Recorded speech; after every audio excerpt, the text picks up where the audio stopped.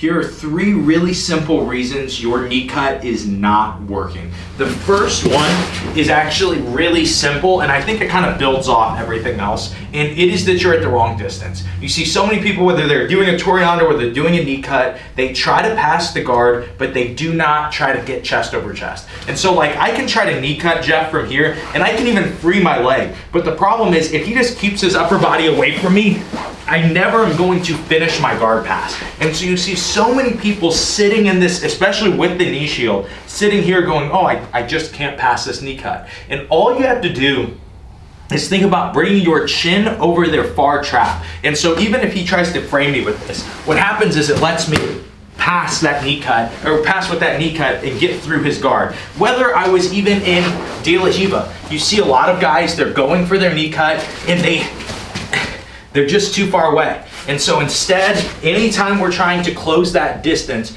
we're gonna start to go across and use our upper body to land in this space. And that's what flattens him and allows me to finish my knee cut. The second thing that you'll see a lot of is people will allow their legs to be controlled. Now, Jeff can be holding on to my ankle, but the 2 places I cannot let him touch if I'm gonna try to knee cut is my upper thigh and behind my knee. So right now he is doing both. You see so often people will talk about like you take this back step and then you step over and that's how you free. And that works really well, but what I find works even easier is when you approach the guard.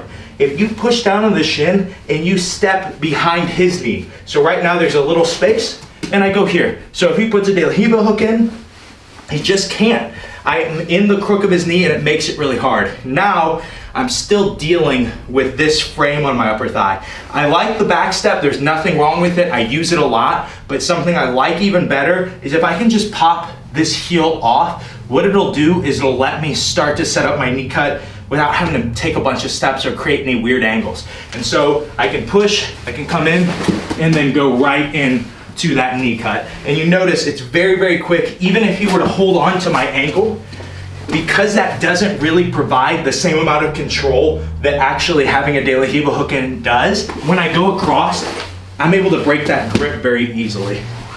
And so the third thing is generally you are knee cutting with the wrong leg. And this is kind of a different thought on the knee cut, is generally when people knee cut is they always are going front leg forward, or front leg knee cut. And I think that that works really well, but you can really surprise people. And like, as maybe if I start to pull this off, or just get a little distance with this thigh, I can actually go chin over trap on the other side and go to a back leg knee cut. And what's happening there is my leg that's behind, all I'm doing is bringing it up and looking to go into this same space. And then remember, I'm going chin over trap and hitting my knee cut to that side. And so those are really 3 simple fixes to help you 10x your knee cut. You're gonna hit so many more knee cuts if you focus on any one of these things. But if you can master all 3, your knee cuts will be unstoppable.